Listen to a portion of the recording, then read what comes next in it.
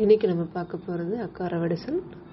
அதுக்கு தேவையான பாத்திரம் 2 ஸ்பூன் நெய் ஃபஸ்ட்டு சேர்த்துருக்கேன். பாசிப்பருப்பு களைஞ்சி எடுத்துக்கலாம். இது 1/2 கிண்ணி எடுத்துட்டுருக்கேன் இப்போதைக்கு.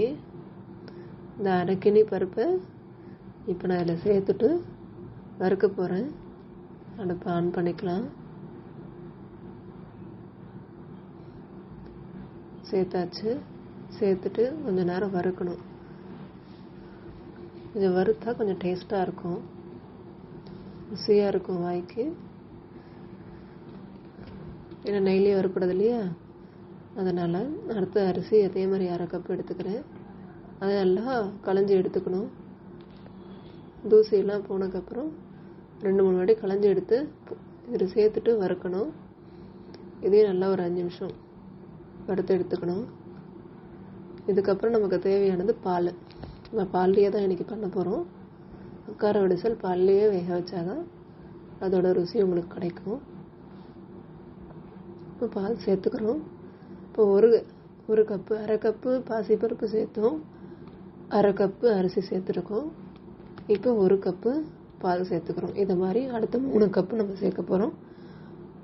சேர்க்க அதாவது பொங்கி வராமல் இருக்கிறதுக்காக நம்ம சின்னதாக கொஞ்சம் கொஞ்சமாக சேர்த்துக்கிறோம். நல்லா அடிப்பிடிக்காமல் கலரண்டே வரணும்.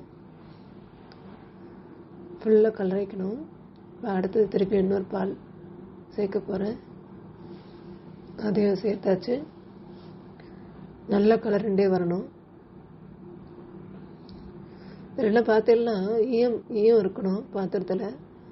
அதே போல் பாத்திரம் செஞ்சிட்ருக்கப்புறம் நீங்கள் அலம்புறதுக்கு ஈஸியாக சபீனாவும் 1 ஸ்பூன் வினிகர் சேர்த்துக்கலாம், இல்லைன்னா லெமன் சேர்த்துக்கலாம். நல்லா பாத்திரம் பளிச்சுன்னு இருக்கும். இது ஒரு பக்கம் வெந்துன்னு இருக்கட்டும். இப்போ வெல்லம் எடுத்துக்கிறோம். வெல்லம் நம்ம 1 கிண்ணிக்கு 2 கிண்ணி வெல்லம் எடுத்து சேர்த்துக்கணும். அதே போல் இதே அளவுக்கு இந்த கிண்ணி அளவுக்கு தேர்த்தம் விட்டுருக்கேன். நல்லா வெல்லம் கொதிக்கணும். நீர்க்கவும் இருக்கக்கூடாது, ரொம்ப கட்டியாகவும் இருக்கக்கூடாது. நல்லா வெந்துடுத்து பார்த்தீங்களா, நல்லா வேகணும். அதை நல்லா குழைய விடணும். இன்னும் 1 டம்ளர் சேர்த்துக்கலாம் பால். இது பார்த்தீங்கன்னா நீர்க்க இருக்கும், கொஞ்சம் கெட்டியாகணும். ரொம்ப கம்பிப்பாக மாதிரி வந்தால் அதுவும் நமக்கு சேராது பாலோட. கொஞ்சம் கெட்டியாகணும். கெட்டியானவுடனே கல்லெல்லாம் வெடிக்கட்டி வச்சுட்டுலாம். இப்போது அதை குழைஞ்ச உடனே அதோட சேர்த்துக்கிறோம். சேர்த்து நல்லா கலரிட்டு ஒரு 5 நிமிஷம் அதை கொதிக்க விடணும். இப்படி பார்த்தெல்லாம் பால் உங்களுக்கு தெரியாது, பால் வெல்லமும் ஒன்றா சேர்ந்துடும். இதுவே நீங்கள் அது வேகிறதுக்கு முன்னாடியே விட்டுட்டு மேலே வெல்லம் சேர்த்திடலாம், பால் திரிஞ்ச மாதிரி ஆகிடும். அதே போல் கம்பிப்பாகவும் இருந்தாலும் சேராது. கரெக்டாக மிதமான வெல்லம் எடுத்துக்கணும். அதுக்கேற்ற மாதிரி நீர்க்கவும் இருக்கக்கூடாது, ரொம்ப நேரம் கொதிக்க விட முடியாது. நல்லா கலண்டே வரணும். இப்போ தான் ஒன்றா சேர்ந்துட்டுனா உங்களுக்கு நல்லா எப்பயும் பண்ணுற மாதிரி ஒரு டிஃப்ரென்ஸ் தெரியும் உங்களுக்கு.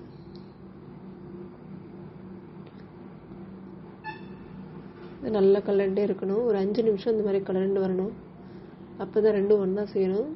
இதுக்கு நெய் சேர்த்துக்கலாம். நெய், முந்திரி, திராட்சை, பாதாம், உங்களுக்கு வேண்டிய நட்ஸ் எல்லாம் சேர்த்துக்கலாம்.